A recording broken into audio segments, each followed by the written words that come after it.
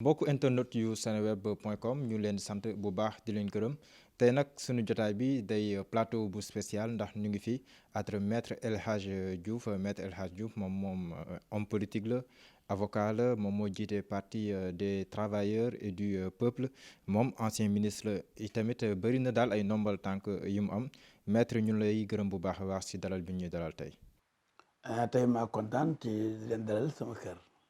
waaw maître da laa gëj a dégg. ay at si ginnaaw mën nañ jàpp ne sa législature bi passé bokkoon nga si ñu doon gën a dégg mais dafa mel ni bi nga nekk le député ba tey daal xaw nga wàññi tuuti li nga doon wax ak yooyu lan moo mën a expliquer loolu. waaw stratégie la ak toog seetlu ndax boo nekkee député fukki at nekkoon ministre avant ngay nekk député askan bi wóolu woon la yóbbu la ci pencum réew mi. nga béy fa sa waar ba 23 juin defe naa kenn du ko fàtteeti ak yeneen combat yu bëree bëri yu fa am yoo xam ne mënu naa cee noppi waaye noppi wu ma ca ndax fekkee ma ca boole woon muy groupe parlementaire PDS fi ko Fada jëlee te waratu ko woon a jël ndax Aïda Mbodj la ko waa PDS joxoon ma jiite xeex boobu te bokk ma ci groupe parlementaire boobu. boobu yaa ngi Benno Bokk Yaakaar. waaw. boobu maa ngi sax secrétariat Benno Bokk Yaakaar suma adjoint Élie Jean Malo moo doon siège secrétariat Benno Bokk Yaakaar ma nekk ndaw réew mi élection yi passé def nañ ay pexe nag ba nekkaatuma député. mais est-ce que nekkul askan bee la tànn rek ñu la tànn ñoom am nañ ci droit am nañ droit fal am nañ droit folli nangu naa ko moo tax sax ma jël recul. da nga mere askan wi. non dégg nga damay taxaw seetlu. xam nga bu ma continuer woon di wax ni ma doon waxee bi ma nekkee député bi ma nekkee tànn ak tabb réew mi ca pencum réew ma kon du yëg sama njëriñ mais bi ma toogee ne pat ñu gis ne am na benn vide te bu ma noppi woon. mais est-ce que vide am na ndaxte am na tamit. mais bu ma noppi woon bu ma doon wax di wax comme na ma doon waxee. jël en charge revendication population yi tout le temps luy yëg erreur bi ñu def ba taxawuñu rang ci buntu école yi jox ma majorité assemblée nationale moo tax fi mu nekk nii koo gis Sénégal wane ñu de ñun teg nañ suñu loxo suñu gémmiñ ñun de dañoo ñàkk fayda lii moom du ñu dalati. mais maître am na tamit ndax nag foog ñu taxawaloon foog ñu féete woon kenn féete wuñu fa fi nekk nii. maître am na ay ndaw yu am solo ñu nekk jamono ji assemblée nationale ñuy def tam liggéey bu am solo di interpeller gouvernement bi sur les questions stratégiques si wàllum pétrole bi Déthié Fall moom mi ngi doon sax initier benn commission d'enquête parlementaire même bu nekkee ne antuwul Ousmane Sonko itam ñu ngi ko fay dégg si lépp loo xam ne ni soxal na askan wi donc maître dem na mais mën nañ jàpp ne yeneen maître El Hadj Diouf tam ñëw nañ. waaw Déthié Fall maa ngi koy féliciter moom député bu baax la duy daw waaye keneen ki nga wax. keroog bi ñuy soppi constitution sénégalaise mooy charte bu gën a mag. référendum bu 2016. du référendum mooy bi ñuy dindi poste premier ministre ci mu ne yaa député la ñuy changer constitution bi te yéen dégg ngeen ni bañ demee palais di waxtaan ak Macky Sall ñun waa Benno Bokk Yaakaar nga ne El Hadji Diouf ak Souleymane Ndéné Ndiaye ñoom dañu contre suppression poste premier ministre. loolu presse wax na ko si. bien que man yëgle ma ko ba xam fi ko déggee mais dama bañ ba lànk loolu mooy sama habitude lu ma toog Macky Sall it dëgg laa wax la ma xalaat mais député boobu ngay wax te bëgguma tudd turam te mu liggéey leen ba ngeen dof yéen presse bi ak réseaux sociaux yi ngeen am complexe am ak faiblesse am député boobu dafay dem gàmmu François Bodian Bignona est-ce que dañ ko tabb assemblée nationale. pour que bu ñu soppi lu toll ni constitution sénégalaise changer régime politique dindi premier ministre loo xam ne depuis 1970 la ko Senghor indi woon quelque temps Abdou Diouf dindi woon na ko indiwaat ko mooy temps Habib Thiam alors kon kooku du député parce que bu dee député nga ñu ne dañuy dindi constitution. mais tam assemblée xam nañ li fa am assemblée moom daanaka proposition projet de loi bu fa ñëw day jàll. kon yow. loolu tamit yow mi may laaj dama bëgg aussi nga am cohérence boo ne am nañu ma fa représenté ba la ma fa doon def ñu di ko def day fekk ñu fekkee xanaa la tax ñu yóbbu leen fa bu fekkee ne comme foofa fu la amu fa fayda amu fa ba mu ñàkk leen fayda ñu war a changer constitution bi mooy ponk réew mi dina premier ministre mu ne dafay dem gàmmu François Bodian ca Bignona pour ñàkkal fayda assemblée bi te moo démissionné kon wala yow mi ko jàppale ci loolu te nga ne na député bàyyi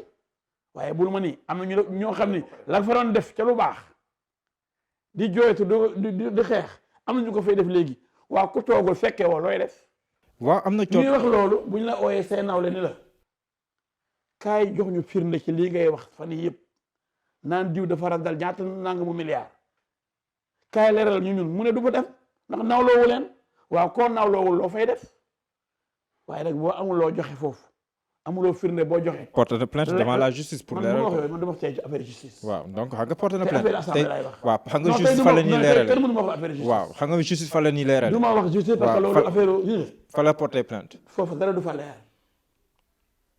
dama bëgg yéen journaliste yi ngeen gën a am personnalité. non bàyyi non mais da ngay wax personnalité da ngay wax journaliste mais xam nga ay fee la maanaam porte na plainte devant le doyen des juges porte na plainte devant le procureur de la République. dafa nekk ko xam ni day leeral askanam day yeete day former day éduquer mais yéen bëggu leen ñu éduquer peuple bi ndax seen déontologie moo leen wax ne da ngeen a war a vérifier les faits avant ngeen koy publier.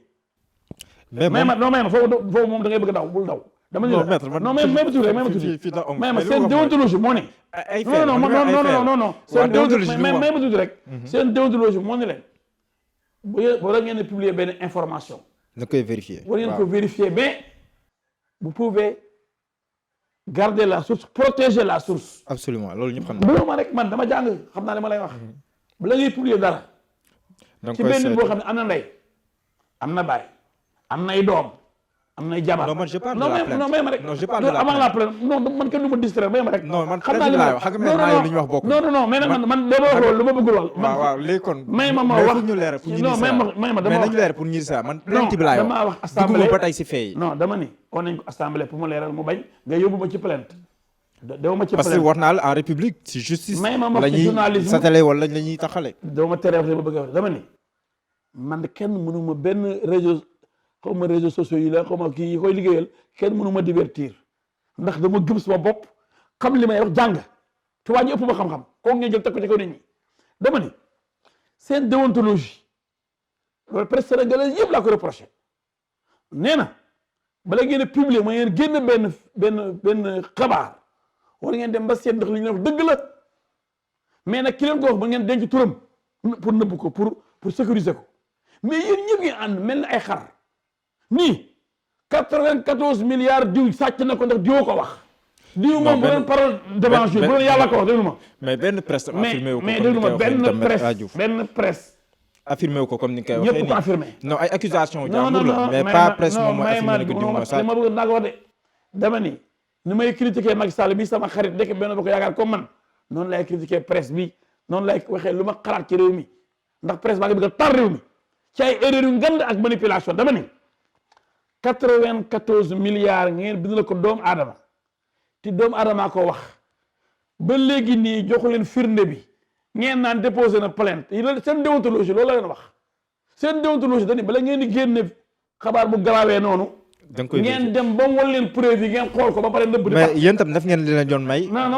waxuma bul daw foog ñu avancer mais xam nga may naa la nga wax. non moo war a may parce que yaa ngi leen waaw may naa la nga wax mais foog ñu avancer. day leer ba bëgg Sénégal yi. waaw léegi tëjee foofu du ma tëjee dama ne Sénégal yi may déglu lépp lu am ci réew mi yaa ne dama ci daan wax temps yi ma noppi ndax falatuñ ma député ma mën a nag am maandute toog di leen xool bañ a comparer ndax dañu à quelque chose malheur est bon à quelque chose malheur est bon boo nekkoon assemblée du yuuxu ba léegi daa bëri wax ak bëri wax lu ne mu ngi cay wax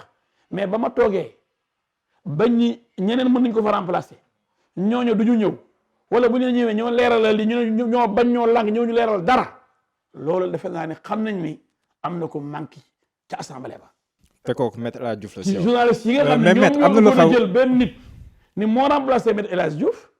wala moom mooy poser ay questions ay ministres yu nangam ñoom kooku génn na fi ay wax yu garaaw comme ñoom ñoo nekk ay bañ a defoonam. lu wax rek yaa ngi def accusation tat lu wax rek. yaa ngi def comme seen yàlla bu bees la. mais yow seen yàlla bu bees la nañ ko nangu rek. ba ngeen dem nag xam ne kii saytaane bu rëy la. boobaa ngeen xam ne bu ngeen yëgoon di seet lam leen di wax lépp lu ci ay fen la. du wax dëgg ti mënu ko mu ngeen jël ko rek. ak boo yooyu di saaga nit ñi. boo nee diw ñu saaga la ndey. naan la violeur naan la li ci man maa ngi yore samay jabar man xiifuma jigéen. lu nañu di la ko yàq foog ne mën nañu décourager ndax yàlla woo xam na ni El Hadji Diouf ku fi nekk escroc politique comme waa jooju di nax nit ñi dox seen kaw maayen ni mu doon dénoncer Macky Sall muy xaritam bu d'accordul ak moom noonu la lay weejee ni yow mi sàcc xelu nit ñi nga bëgg a def pour jël réew mi def lu gën a grave itinéraire ndax doo du ko baax. maître waaw bàyyi na la nga kii mais am na lu xew te dégguñu la si maître loo xam ne nii concerné na kuy député ku nekkul député. courant bi nga xam ne nii annoncé nañ ne ko dina yokku am sax ñu si xeex dem ba si grille palais yi ñu leen si jàpp ñooñ di xeexal askan wi yow Maître El Hadji Diouf yow mi daal xeexal askan wi tey ji kenn déggu la si yokkute bi nga xam te ni am na si courant bi. dafa ma neex déggu la ma def tontu naa la léegi. ba ma nekkee député maa ngi jiite xëy ba courant bu yokkoo sax maître doo wax. non du ma wax. yow mi doon xeexal askan wi kon maître xanaa yow ànd bi nga àndoon askan wi mooy ànd boo xam ne soo leen ma falee ma xeexal leen soo leen ma falu dama lay xeexal. ma ni yow léegi comité conseil des ministres kan noo koy lire est-ce que ministre yëpp ñoo koy lire. ministre da nga koy teewe. non dama ne ku koy lire laa wax kuy waxal gouvernement bi porte-parole du gouvernement kuy waxal askan bi ñu yëpp pencum réew ma pour ñu waxal leen. mais maître yow da nga am parti politique non non da nga am parti politique acteur politique nga. non dama bëgg lu ne ñu wax ko place am dama ni d'abord ku ne da nga war a gis sa cër nee naa la fukki at nekk naa ko député mosuma nopp ci dara. mais électricité bi yokku maître doo si wax. yow mi doon xeexal askan wi. waaw loolu boo bëggee wax ci mais du ma ci wax comme opportuniste yi ak récupérateurs yi ak ñi nga xam ne askan bi tabu leen fenn ñu naan dañuy waxal askan bi di kàcc di jaay bandi parce que ay drogué lañ ci ëpp dem ci gir yi palais bi jàppandiku loolu mooy ku leen fal yow faluñu la président. mu ngi mel ne Macky Sall moom. ay citoyen mu ngi mel ne Macky Sall moom ay guinéen ñoo ko fal askan bi faluñu ko askan bi daal ay dof yi taxaw ci gir yi palais bi lay fal. non ay citoyen mu ngi mel député yi askan bi falu leen mu ngi mel ni conseillers municipaux yi ak départementaux yi ñi nekk ci maire yi ak conseil départementaux yi ñooñu askan bi falu leen léegi daal ay ñu jóg taxaw ay escrocs yu toog taxaw. non maître mënoo tirer tam sur ñi nga xam ne ñoom lay défendre le peuple non pas buzz mais ay citoyen lañ yoo xam ne dañuy xaar askan wi. déglu ma tuuti ñi wut tur lañ tekki wuñ dara ci réew mi amuñ benn CV amuñ fuñ jaar ci politique laa ko de CV politique c'est-à-dire politique mooy l'art de gérer waaye déglu ma yow ko xam ma soo nekk conseil municipal ma soo nekk conseil rural mooy askan bi ma lay fal ma soo nekk conseil départemental ma soo nekk député à l'Assemblée nationale ma soo nekk sénateur ma soo nekk président de la république ñooñu la ñuy fal ñooñu la askan bi di rang di fal yow nga taxaw ni askan bi laay waxal yaa mën a kàcc yow koo yab yow naa fekk yooyu ak boo yooyu di wut buzz nga xam ne ñi ci bëri dañoo drogué ba dof ba pare bëgg tamit droit bi citoyen bi am bàyyi la ñàkk fay la yow citoyen sénégalais non du journaliste bi am na journaliste ñàkk non citoyen sénégalais dañuy manipuler ñu naan ñi maître non lii mooy manipulation nag maître loolu mooy manipulation koo xam ne askan bi fa nga wax askan bi non maître mais moom léegi citoyen sénégalais bu nekk citoyen sénégalais bu nekk nga bokk parti politique nga nekk jàmbur maanaam société civile wala fu munti nekk mais am nga droit manifester si ni la ko constitution bi mayee tant que mi ngi dëppoo ak yoon loolu amul mandat wala leneen constitution moo leen jox mandat comme ñoom danoo jàpp ne yokk bi yoonuwul te dañ ko war a xeex ndax incidence yu mën a am si dundin askan wi ñoom xeex nañ ko si seen i ñoom ni ñu gisee ne ñoom la ñu war a xeexee ndax aussi en tant que citoyen aussi waruñu leen nangul loolu. bu jaxase condition bi mayul kenn mu marche. non droit de manifester constitution moom moo ko. mais ni ma jàll yow marche dafa ne nii lañ koy doxalee. bu leen man dama jàng droit. wala mais droit moo ni jàllo bu jógee day marche dafa ni. mais droit dafa ni jàllo wala njaay bu bëggee marche dana bind autorité bi mooy préfet. dina ko yëgal. dina ko yëgal mooy bind doo ko yëgalee da ngay jël rajo waaw mais bind la wax mais yëgal du tàggoo pour mu leer. waaw d'accord mais yëgal bi noo koy defee kon bul mënoo waaw da koy bind moo ne yëgal day jël micro dafa ci benn marché central da koy bind yëgal naa préfet damaa bëgg a marché administration li kon nangul ma ne day bind bul changer constitution bi bu ko bindee constitution bi dafa ni préfet bi mooy seet bu ko neexee mu autorisé ko bu ko neexee mu lànk kon kay lànk am na te nee na pour lànk war na motiver mooy joxe ay raison te raison yi moom kenn moo koy joxe moo naan mën na am trouble ordre public wala mu ne alkaati ba yore doyuyu kooku nag constitution mu kër gën a jox doole ci marche mooy préfet bàyyi leen wax lu dul dëgg non kenn wax fi lu dul dëgg nañ bañ a toj bopp nit ñi ma déglu ma non may ma damay bañ ñu dugal Sénégal yi ci erreur di leen dumalu ki nga xam ne moo sañ a même boo ko yëgal yoon erreur bi nga def booy yëgal dafa mel ni mais da koy yëgal loolu non dafal nag non du yëgal rek du xam nga du demande d'autorisation non bu leen jaxase bopp Sénégal dañ ne mais information boo ko yëgalee ba pare waaw moom mooy wax kon bul yem ci yëgal bi bàyyi leen fen déglu ma Sénégal yi bàyyi leen ñu leen fen déglu ma ñi def marché yi ñu fen déglu ma dañuy fen askan bi gëmloo leen ni constitution moo leen may pour ñu marche c'est pas vrai dama ni non c'est un droit constitutionnel maître loolu droit constitutionnel boo xam ne c'est réglementé déglu waaw non droit yëpp la réglementé ci réglementation waaw xam nga droit yëpp dañ koo réglementé non y a une malhonnêteté intellectuelle non mais ñëpp xam ne droit yëpp dañ koo réglementé yëpp nag waaw pourquoi nga yem ci constitution bi bu nekk woon loolu parce que bu nekk woon loolu ku nekk sa liberté dina la naafeq yi jàngoo dara ak ñu jàng di nekk ay naafeq ak saytaane ak ay fenkat ak ñu bëgg a taal réew mi ñooy fen Sénégal yi ni leen comme constitution bi moo ni droit de marche préfet bu nangoo bu nangul yëpp ñun dañuy marche ba palais mën a fen constitution bi yow mosoo participer si marche bu interdire yow waaye en tant que opposant mosoo ko def man may juriste xam luy droit man naa dem ji li ma ñaf ci erreur dama ne defal naa yoon moo ni damay bañ sénégalais ji di leen ndax di leen dóor te ñi leen di dóoru ay naafeq lañ ay soskat lañu constitution bi dafa ni droit de marche am na waaye mu ne comme ni nga ko waxee day informer autorité bi mais ñu yokk ci autorité bi bu ko neexee mu bañ bu ko neexee mu nangu waaye léegi bu bañee kon am nga droit marche léegi bu bañee nga marche buñ la duma yaa ko teg sa bopp buñ la jàppee yóbbu kaso yaa ko teg sa bopp ñoo Guy Marius Sagna noo toj seen bopp constitution bi neewul da ngay informer rek fa la yem après nga def sa marche loolu koo ngay fen kuri constitution moo ni da ngay informer préfet daa démarche da ngay mais dégg na non dama bëgg mën na avance non maître leer avec élage lépp day non leeragul dama bëgg yéen Sénégalais yi nga xam dañu leen fen chaque jour di leen manipuler parce que am na booy yu buzz di sukkandiku ci yéen pour nax leen parce que ñu bëri jànguñu un pays analphabète déglu rek même yow xaw nga bokk ci analphabète yi parce que nee nga léegi non maître man non da nga wax léegi ni non maître non da nga wax léegi ni c'est un droit constitutionnel da nga naan da ngay informer ma ne la yëpp pare goo de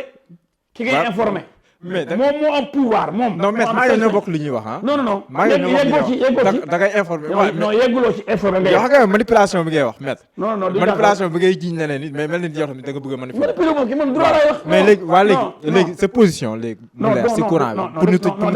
naaj ñëw mais dama ni yow yaay manipuler nit ñi yàgg bandi yooyu man li ma la wax mooy képp ku wax ni pour nga manifester da ngay informer autorité bi yem foofu rek da ngay fenn waaw léegi leer na mais képp ku ni boo bëggee marche da ngay informer autorité bi mooy préfet déglu préfet lu mu lay tontu bu ne lee marchal nga marche doxal bu la nee maa lànk nga taxaw doo demati képp ku warul wax nga dëgg mais ku leen wax ni interdiction préfet woo préfet bañ wala mu nangu dañuy marche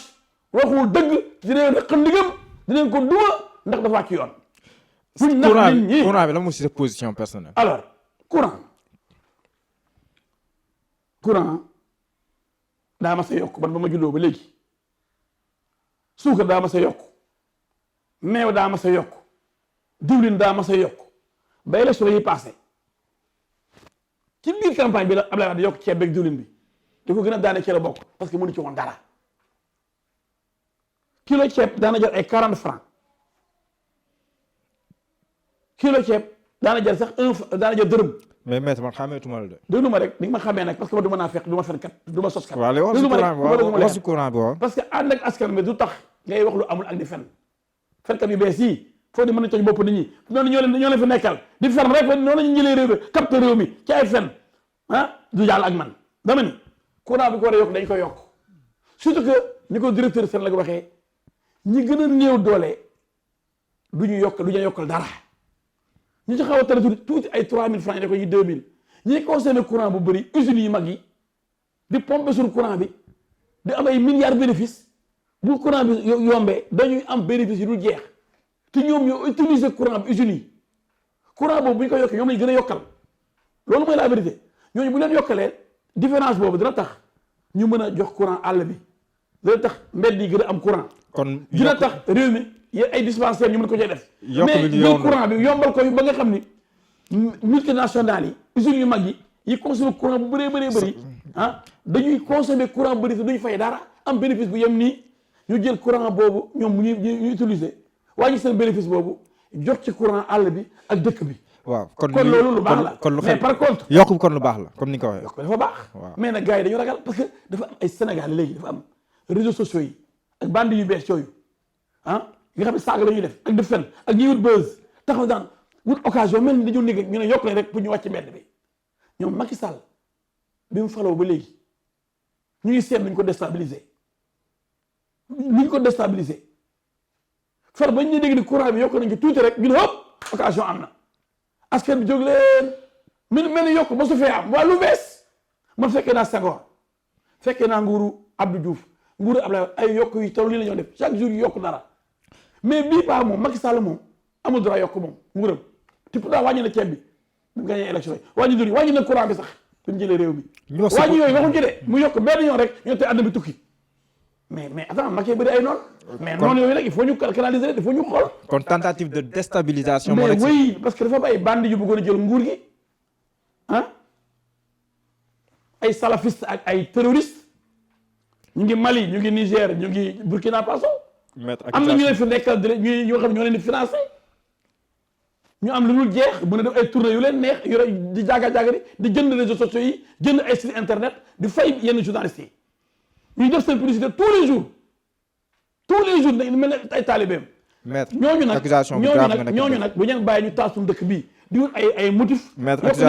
accusation pour taal dëkk bi pour mën a dàq Macky Sall jël réew mi loolu mënul nekk. mënul nekk man maa ngi fi je défends le peuple sénégalais. non instant kay défendre le peuple ay accusation yu grave au contraire maa doon nangu sama peuple ay bande ñoo di ko nax ba këf réew mi li Hitler amatoon ko benn El Hadj Diouf Allemagne pour freiner élan Hitler bi doon nax Allemagne yi ba jël réew mi fii am na ay Hitler yoo xam ni bu leen bàyyi woon dinañ jël réew mi mu def ni Hitler koo xam ne yow même bu la tuddee sax réseaux sociaux yi fay nga ay boo yoo xam ne ku ne di 10 compte Facebook di saaga mel ni ñëpp la compte fekk c'est pas vrai day jël ay booy jox leen ay bureau jox ordinateur mais maître bu ñu nee El Hadj Diouf nee na lii rek booy commencé na ci El Hadj Diouf mais noonu la jëlee pouvoir gis nañ ne saa su ne da ngay ñëwaat si Sonko non mais bu intéressé wu ma mais dama ñu ngi chaque fois si moom ngay ñëwaat il incarne léegi war nañ mën a avancer une certaine classe politique dangereuse pour la société qui vit de mensonges et de manipulation léegi ñu avancer voilà maître classe politique est dangereuse yaa ngi Benno Bokk Yaakaar bu baax a baax waaw bu njëkk ba daan nañ si xel ñaar ak yooyu mais yaa ngi fi baax bu dee xel ñaar non maanaam xel ñaar bi non maanaam jaa nga jël yenn position am danoon jàpp ne sax maître El Hadj Diouf xanaa nekkatul fay bëgg naa ñu taxaw seetlu waaw non maître non foofu dama jël wax tuuti non ça m'intéresse askan bi comprendre waaw mais ça non dama bëgg leer foofu waaw kon 30 secondes waaw non du nekk 30 secondes parce que loolu c'est très important dama nekk Benno Bokk Yaakaar Sénégal yi déglu leen la parce que wax ji foofu la nekk dama bëgg ñu xam sama mérite ak ndax man amoo mérite ngeen jugé ma nekk Benno Bokk Yaakaar 2012 jógee Benno Siggil Sénégal ak Moustapha Niasse premier tour deuxième tour ñu def fusion ak Macky 2012 ak Idy for President ak Benno ak Tanor ñu créé Benno Bokk Yaakaar mais 2012 ba 2019 génnuma Benno Bokk Yaakaar mais chaque fois nga xam d'accorduma ak Macky Sall mi chef de la coalition Benno Bokk Yaakaar dama koy wax bañ foog ni man opposant la ba bi ma nekkee 2019 bi ma ne moom laa jàppale waat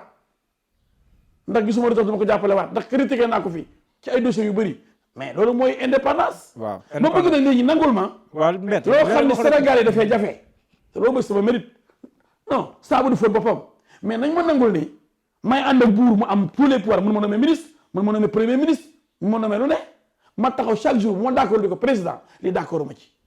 bañ foog ni man ci opposition bi laa bokk. loolu bu fekkee ni Sénégal yi dañu naan El Hadj Diouf kenn xamul fu mu féete moo tax ma bëgg mu leer. léegi El Hadj Diouf dafa contre Macky Sall après mu fal ko président ma ne nag erreur ngeen nekk. waaw léegi El Hadj Diouf ànd ak Macky Sall en tant que jaam en tant que esclave di ko tarbiyu dafa ànd ak moom am xel am parteem ci lu mu xalaat daf koy wax. waaw léegi maître nga maas Macky Sall. waaw léegi mais par contre au lieu loolu nekk médaille non loolu arrangé wu la loolu au lieu mu nekk médaille d'honneur pour nit ñi xam ne kii mooy confrontation ak yow kii moo am jom kii moo am fulla kii moo am fayda kii mooy liggéeyal askanam bu d'accordul ci li président def ñoo bokk benn coalition benn bokk yaakaar day tax ne d'accord ma. waaw léegi voilà léegi ba ni moom opposant la sax. coalition Benno Bokk Yaakaar waaw maître léegi coalition Benno Bokk Yaakaar comme ñu dem ba foo ne opposant la bu El Hadj Diouf daf jël en charge les revendications du peuple taxaw liggéeyal askanam dem nañ ba ni en 2019 bi ma nee damay wàccalaat Macky Sall mi ma wàccaloon 2012 ñu ne ci réseaux sociaux yi nga xam ne benn booy bandi moo ko dirigé daan El Hadj Diouf xamul fu mu féetee c'est un traître dañ koo jënd mais man fa laa nekkoon benn laa nekkoon fa laa nekk ba léegi mais Sénégal moo métti mais amul droit boo nekkee benno critiquer li président bi def maître foog ñu déglu mais loolu au contraire da nga wax ni El Hadj Diouf dëgg moo jar a fal ndax ànd ak président du ko tere bu nekkee assemblée foog ñu déglu woon taxaw défendre askan bi waaw léegi mën nañ déglu bu nekkee ci biti taxaw défendre askan bi waaw léegi ñu déglu bañ foog ni bokkatul Benno Bokk Yaakaar léegi ñu déglu woon mais lii maître ku mel nii foo koy beccel waaw maître fompul tuuti en attendant waaw Sénégal yi war a ràññee question mais foog ñu déglu woon tuuti nag maître waaw mais damay bàyyi ma développé waaw pour waxtaan mën parce que loolu c'est très important waaw léegi leer nga wax mais maître coow li tamit mel ni mbiicoo ak mbaaloo bi si biir Benno Bokk Yaakaar rawatina si biir APR saagante accusation yi contre accusation ak yooyu yow nag nga ko jàngatee en tant que membre de Benno Bokk Yaakaar oh c'est normal dans les partis yëpp am xeex PDS am na ay xuloo ay xeex APR am na ko pour nga APR rek ñu jëm leen a diaboliser li am PDS gën a garaaw mel ni marché ko tas lan départ PDS départ APR mais ndax lii nii saaga du lu bees mun entaché image yu seen image yu coalition beeg ba sax yàq liggéeyu président est-ce que rayante bi am ci diggante PDS ñuy rayante ba barki de moo njaay ci mujj barki de moo njaay Omar Sarr lañ mujjee écarté ba mu créé suqali xaw ma soppi avant lu jom fara dem nañ Aïda Mbodj dem na Habib Sy dem na Madické Niang yéen du ngeen wax boobu gën a garaaw bu APR ñu ñett ni day xuloo xaw ma ñaari nit te ba léegi démissionné guñu ana coow li xanaa bëgg sacrifier APR rek bàyyi leen soxor mais est-ce que doo dem APR sayel foofu sa parti man mii xanaa kon moom Macky Sall ma d'accord ci li ma wax ci neex na man boo ci li tax lu ma xalaat laay wax bañ foo ne opposant laa ndax d'accord ma président mooy dama am suma parti boo xam ne nekkul jaamu APR jébbaluwul ci APR leader am El Hadj Diouf jébbaluwul ci Macky Sall Macky Sall n'est pas mon leader c'est clair je suis le leader d'une grande coalition Leral et du PTP donc mais maître sa coalition boobu nag sa parti bu amoon benn doole bi maître du la bañ a falaat en 2017 gis benn coalition boo xam ni nga dugg assemblée beneen coalition bi ngay dugg bee tamit plus fort reste la woon waaw bu daa man de Sénégalais bëri ay dof donc bu daa man gis naa benn coalition boo xam ni xam nga maître xam nga ndof yi yaa ngi wax yéen ndof yi yéen yeewu am na coalition boo xam ni amoon na Madiaye Mbodj amoon na donc Yewwi Askan Wi amoon na Mbaye Niang bi amoon deux députés Imam Mbaye Niang MRDS amoon na Diallo Diop amoon yeneen parti mais maître amoon na coalition nawle mais plus fort reste lañu demee assemblée mais à chaque fois maître il faut nga dem si Sonko parce que plus fort reste la demee assemblée te doo ko wax waaw mais yow non doole bi ngay jox sa coalition sa parti laa wax ma ne moom coalition plus fort la jox non waxuma coalition non dama ne non attends man daal noonu ngay tontoo man daal plus fort la nekkoon député am na koo xam ne député la mais plus fort reste koy bu assemblée waaw léegi kon wax leen boobu tamit kenn ñu ma ko wax ko wax dee de waaw dem na si présidentielle bi passé jël ak leen napp ba ko bëri lan la présidentielle bi passé tamit troisième la jël te loolu noonu tamit c'est pas à négliger quoi ah non c'est à négliger score bu am solo lu amul benn score xam nga lu tax Marine Le Pen am na score bu rëy Paris ba dem deuxième tour mais man naaw la woo ma ko tegu ma ko fenn moo ittiré laa yemale mais du mais maître xam nga yow boo demoon sa parrainage est-ce que Marine Le Pen li mu am France non mais yow nga naaw la woo ko mais maître yow boo demoon mais maître yow boo demoon est-ce que parrainage sax en âme et conscience boo toogee di xoolaat sa bopp boo nekkoon candidat à la présidentielle de 2019 bi est-ce que parrainage sax di ko jàll man amoon naa parrainage ba pare Macky Sall moo ni mën naa ko jàppale kon di ko jàppale waatoon suma parti dama la yëgal benn affaire yéen na ngeen a gàtt xel te du ngeen seetlu man damaa ne Macky Sall 2012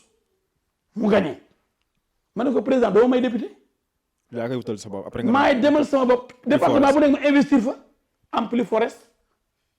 kon parti département nekk am naa fay représentant attention mu ñëwaat 2019 rebelote ñu bëgg ko def ci liste Benno yi ma ne déedéet Benno Bokk Yaakaar pour man pour président la mais député yi kenn ku ne muy Tanor Dieng yàlla ko yàlla yërëm muy Moustapha Niasse muy ku mën a doon muy El Hadj Diouf ku ne da nga war a dem ñu xam looy pesé muy APR mais suñu biir coalition bi dañoo ragalante kenn bëggul ñu pesé la ñu xam loo doon kon man nanguwuma ne kenn ëpp ma doole ci biir Benno Bokk Yaakaar attention hein. parce que Moustapha Niasse mi nekk président de l'Assemblée kenn même Macky Sall ëpp ma doole ci Benno Bokk Yaakaar dama la koy l'affaire parce que APR xamuñ lu muy pesé kon ñoom bu ñu defee groupement bu mag a mag génn seen i député man impressionné wu ma ça ne m'impressionne pas parce que man kenn sans moyen ama moyen état awma moyen salafiste yi nga xam ni terroriste yi yoo leen financé ama moyen yi nga xam pétrole dollar yi ñiy wut pétrole du Sénégal ba di leen def défendre fii ñoo leen financé pour ñu jël pouvoir bi jël réew mi jox leen suñu pétrole bi jaay leen ko band yooyu may wax ñu bëgg a jaay réew mi ak pétrole bi tax Macky Sall ba lañ def noonu ak Aliou Sall pour daal suma 400 000 di kàcc di fen ñooñu dafa ma ne nawle man dama dem sama moyen propre dem awma député te bee demoon na sama moyen propre am député fay caution 20 millions bi ma fay caution 15 millions sama poche sama dërëm kenn dugg ci. waaw maître sànq yaa ngi koy junj sax. kon man bu ma amee fit demal sama bopp APR amul fit demal boppam AFP amul fit demal boppam PS amul fit demal boppam mais gàcce ngaaraama man mi dem te awma que ñi nga xam ne ragal nañoo dem individuellement. waaw léegi kon boog dama ni sànq yaa ngi koy junj c'est les Sénégalais d'ailleurs maa ngi réorganiser sama parti. waaw sànq waxoon nga ko ak yeneen parti yu bëri ñu ngi def réorganisation dañ ma ne temps yi dégguñu la ñu ngi liggéey ci suuf ndax. si loolu nga nekk ndax nit jógee na ci Plus Forest am 15% wala plus kon man nañu ma nangul ni ma jógee ci Plus Forest am 30%. te yaa ngi si liggéey. waaw te defe naa ni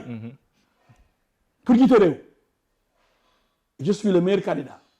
et je me prépare pour 2024. candidat ki ma gën a yëgal dama la yëgal sama parti. candidat nga pour 2024. mais sama parti préparé na pour falma je crois 2024 parce que li ma la yëgal mooy. xanaa boobu day fekk président Macky Sall nekkul candidat. su ma yoon nekkul ci loolu. Macky Sall moomu ma. mais yéen man du ma APR man Macky Sall du ma. mais xanaa da ngay génn Benno Bokk Yaakaar. mais Benno Bokk Yaakaar lan la. génn naa def sama député teewlu ma ci biir. mais président Macky Sall am na droit kii pour troisième mandat bu ñu àggee si 2024. man dama ne la man. wala nga bokk si ñu sudul wax. parce que man ku la liggéey day présenté wu kooku topp ay troisième deuxième mandat quatrième mandat. mais juridiquement est-ce que. dégg nga de wax question juridique et judiciaire dégg nga ma de xam nga man du ma consultant nit ñi man fayoo ma pour ma def consultance wax la lan moo am xam naa li may juriste la xam naa li ma war a wax mais politiquement 2024 le PTP se prépare avec d'autres partis ñu ngi créé benn front boo xam ni parti yu bëri ñoo ne ànd ak man. ñun dara def benn parti bu mag boo xam ne fii ak 2 ans bu ñu ko taxawalee mu des 3 ans élection yi 5 ans la dégg nga dans 3 dernières années yi déjà ñu ngi commencé ci suuf tournée yu mag bu ñu paree ba génne suñu mbooloo génne suñu nit ñu bees yi ñu am. génne suñuy partenaires génne suñu programme defe naa 2024 suñu loxo incha allah rabi le pouvoir bi tege. di nga nekk candidat. kon ñun suñu yoon ci ay 3e mandat wu diw ak 4e mandat wu diw. ñun suñu premier mandat de 2024 laay préparé man incha allah rabbi.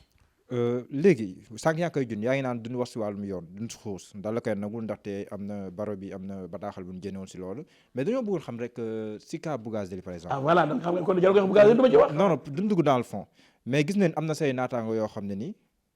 nanguwuñu ko woon layal donte ne tuddoon nañ leen si ñu bëggoon xam yow lan moo tax en réalité nga dem ba au bout des choses. nga nangu ko layal lan moo nekkoon le déclic ba nga mujjee layal Bougazelli. dafa bañoon.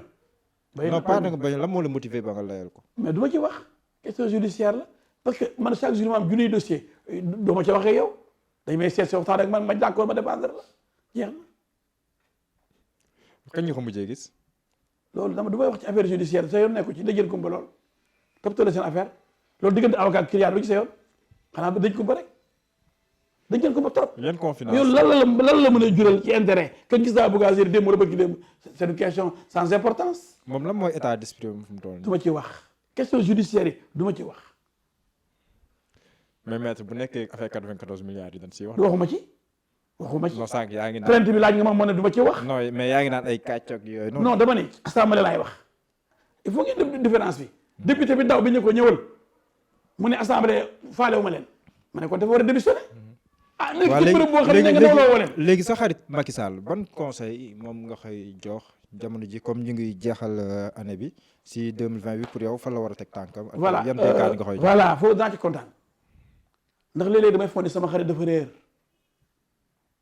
xàmmeetoo ko yenn saa yi. non léeg-léeg sax du xëy na xàmmee xëy na emploi table man damay jaaxle léeg ci moom ndax man comprendre naa Moustapha Cissé Lo bien que moom mosuñu jubóo ma nag moom dañoo xuloo assemblée tous les jours parce que moom li muy wax tey nii Moustapha Cissé Lo ak Moustapha Diakhaté dañ naan ñëw indi loo xam ne du dëgg ma taxaw man bien que benn bokk yaakaar laa nekk man leen du dëgg mun du jàll ñu ne ñoom li président wax la ñuy def kon tey bu ñu jaaxal ñoom boobu kii président groupe parlementaire la Moustapha Diakhaté ak vice président di ma yàkkalu ne naan ma golo gi.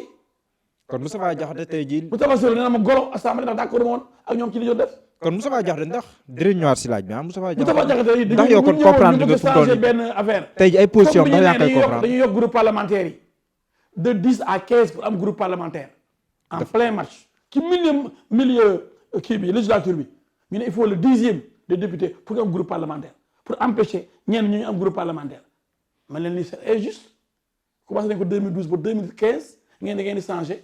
léegi méthode bi. tey si ay discours tey ak li nga wax wote systématiquement nii comme ci palais la jógee dañ koy wote. ndax dafa am incohérence yeneen biñ ne kenn jógee ci groupe parlementaire bii dem ci beneen groupe parlementaire dañuy daan nekk non inscrit Moustapha Diakhaté ko fi def ma taxu reyante ak ñoom assemblée moom tàng jër. te pourtant tey et j'étais seul contre tous. tey day critiquer le président Macky Sall. tey nee na dafa libre temps yooyu moom libre temps parce que boobu ñun ñoom ñoo nekk benn bokk yaakaar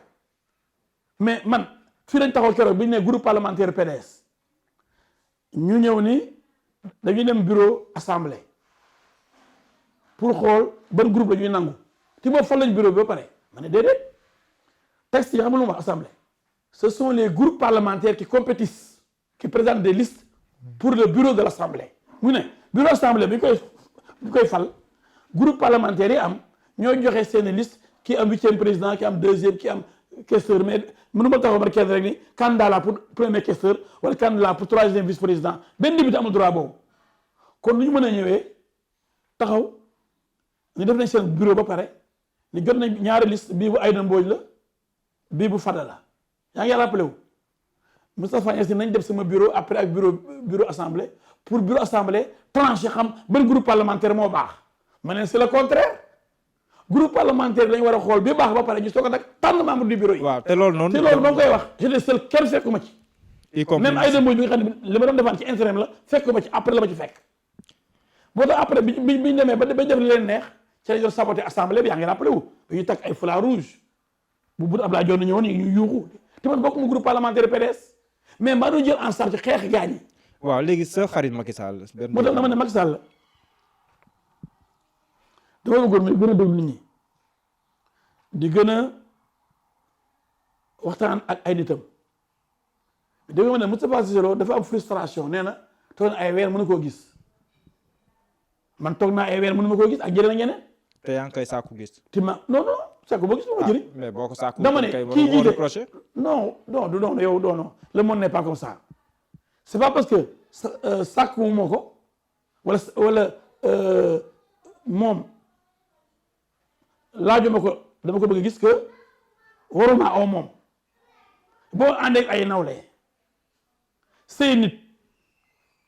war nga yow sa gis boo gën a jafe ndax kenn mënul tëb rek gis la yow dañ la garder mais yow yaay toog nga ne diw Moustapha Diakhaté jaar ñu waxtaan El Hadj Diouf jaar ñu waxtaan yow diw mii ànd yow jaar ñu waxtaan kooku du la mere mais bu la nit ki dafa nawle sa nawle la jël léppam jox la ànd ak yow di la jàppale di la défendre fu mu taxaw mu ngi lay défendre te mënutul fexe ba gis la est-ce que kooku du am lu ko metti bien que moom sàkkoo ko de mais day xalaat ne yow da nga ko négligé te comme yaa nekk foo xam ne yow pour yegg fa dafa jafe pour gis la dafa jafe yow yaa mën a ubbi say bunt say nit nga sagal leen sagal bi mooy léeg-léeg nga waxtaan ak ñoom oo leen yu yëg xam nga yëg nit ki da nga koy yëg pour Macky Sall nag maa ko koy ñaan sama xarit la kee bien châtie bien sa géej bi nga xasoon na sa doomu ndey moo da koy wax gën a la yëg say nit yàgg naa ko wax gën a la fonk say nit di diisoo ak say nit di waxtaan ak say xarit parce que boo ko deful sagaloo say xarit ndax dañu toogee ñu ne la nga gis président sa xarit nga ne ma de attaque de gisuma ko est-ce que xarit mën nga toog at doo ko gis te yow bu doon moom amul ay garde mën nga dem seeti ko bis bu yàlla sàkk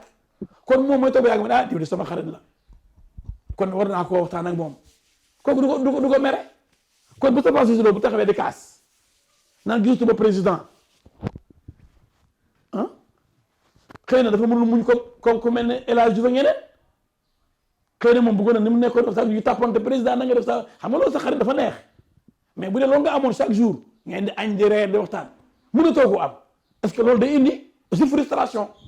loolu laa ne nañ li ñu jéem a comprendre Macky Sall lay ñaan rek pour cas Moustapha Cissé Lo ak ñeneen cas yu bëree bëri di gën a bëri ba ñu bëri bàyyi ko dama bëgg mun ay nitam nit da ngay mën sa nit da ngay xam ni kii yow la àndal ba muy metti waaw léegi kii par exemple Moustapha Cissé Lo dañ ko dàq assemblée nationale maa ngi toog moom Mbaye Ndiaye man leen mun leen ko dàq ñu ne ma mën nañ koo dàq ma leen c'est pas vrai man juriste la mun leen dàq Moustapha Cissé Lo ñu dàq ko kon bu dul dara it même bu fekkee ne am na ay défaut Moustapha Cissé Lo nit Macky Sall la bu ñu nangu même bu defee erreur l'erreur est humaine président mais Moustapha Cissé Lo sëriñ la oo waxtaan ak moom oo ñëpp waxtaan ak ñoom bu nangu ñu leen di séparer. gis nga politique addition la de soustraction. jërëjëf maître El Hadj Diouf amoon leen mbégte bu baax a baax waxtaan ak yow kontaan nañ trop si waxtaan bi ñu amoon na yow jërëjëf. maa ngi leen di gërëm waa Sénégal parce que man gëj naa wax gëj naa génn ndax Sénégal boo waxee ñu da ngaa bëri wax moo tax sa député ki ba nekkoon ba génn ci ma ne sant yàlla ndax tant que maa ngi woon nekk député dañu kii daa bëri wax rek moo tax bi ma génnee ma ne cell ne pat ñu sedd am na benn trou bu rëy benn kàmb bu nekk assemblée ñu ne ku ma romb ci benn bi ñu ne démb rek tribunal Pikine ñu ngi koy wax ni ma ñu ne dañu sàggan ba delloo assemblée ni kon duñu nelaw jour boobu du yor attaaya dañuy mobiliser ñun waa Pikine dem fal la assemblée donc amatuñ soldat bu mel ni yow ñu yónni ko ca front ba mu taxawal ñu fa dañu xeexal waaye ñoo xam ne seen bopp lañ fa dekkal di wut tur parce que bëgg a nekk président coûte que coûte bëgg a triander nit ñi jël pétrole bi jaay ko ñeneen jël booy di leen binduloo di saaga nit ñi loolu laa bëgg jël jóge fi ñu jël koo xam ni def na pouvoir exécutif muy ministre de pouvoir législatif muy député 10 ans de pouvoir judiciaire di avocat xam lan mooy état. mais yaa ngi campagne te commencé non waaw non yaa ngi campagne commencé dama lay wax damay sama bopp. non yaay campagne mais xam nga sànq dama laa laaj nga ne ma nekkul consultance donc. non loolu question juridique la. waaw consultance boo ma laajee en tant que politique du pour campagne maître. non pour campagne non damay campagne. homme politique lu wax campagne la. sur plateau du pour campagne. non homme politique lu mu wax luy jaay boppam la. yéen nag nangoo ngeen ko yeneen nit ñoo xam ne lu ñu def ngeen di def na lu rafet. non mais même bu voyagé fenn ngeen di voyagé na. mais man aw ma droit ni man jàng naa lii def naa laa. et que réew mi def naa bu ñu ma ko joxee. maître bàyyi réew mi na dina jëm kanam. jërëjëf maître jërëjëf. waaw da ngeen gën a yemale leen yemale. jërëjëf bàyyi leen par parole yi jërëjëf maître jërëjëf.